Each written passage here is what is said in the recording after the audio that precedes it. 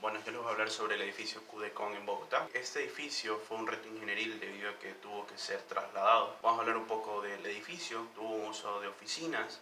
Este tuvo un peso de 7.000 toneladas inicialmente. Posteriormente pesó mucho más, puesto que se tuvo que hacer una estructura para poder movilizarlo. Tenía 8 pisos. Sus dimensiones eran de 25 metros de ancho y 50 metros de largo. El ingeniero a cargo fue Antonio Pérez Restrepo.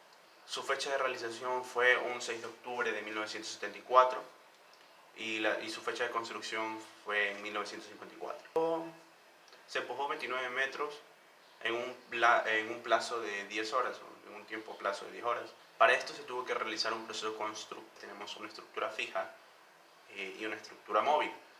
Entre la estructura fija tenemos los carriles y la estructura móvil eran los rodillos que iban en los cimientos de la estructura. Para esto se tuvo que ensanchar las columnas, es decir, una zona de transición para poder colocar los rieles y colocar los carriles.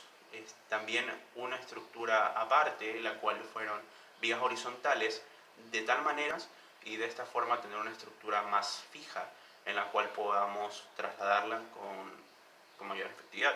Y ahí es el peso que se adiciona realmente. Vamos a hablar un poquito en detalle de cómo se hizo. Primero, la estructura fija se puso dejando espacio para los rodillos.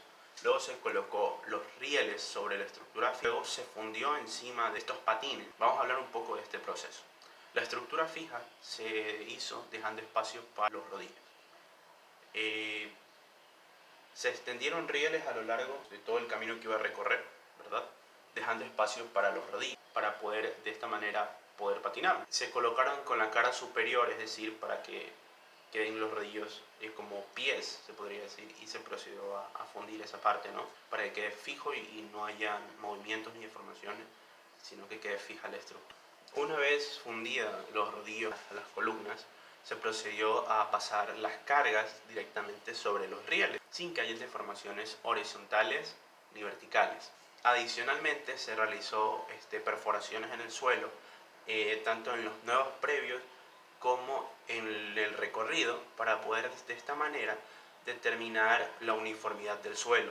También se utilizaron sistemas hidráulicos, en este caso fueron 4 gatas, en las cuales podían elongarse en un máximo de 2 metros, pero en el proceso solo se elongó hasta 1,75, puesto que se tenía el miedo de que si elongando los 2 metros ocurra algún pandeo en la gata. También en los primeros 0,45 metros de la estructura no se observaron asentamientos, y tampoco hasta los primeros 0,85 metros. Se pudo hacer el traslado de manera eficaz. Ya cuando la estructura estaba colocada en el terreno, en el terreno que le correspondía, ¿no?, se produjeron asentamientos mínimos en todas las columnas. Respecto al peso adicional que estaba comentando desde un inicio, con los rieles y con el patín y con la estructura de las vías horizontales, el peso de la estructura adicionó en 8.000 toneladas más el peso propio de la misma. Fue el edificio más pesado movido en esa época, que tuvo un récord Guinness.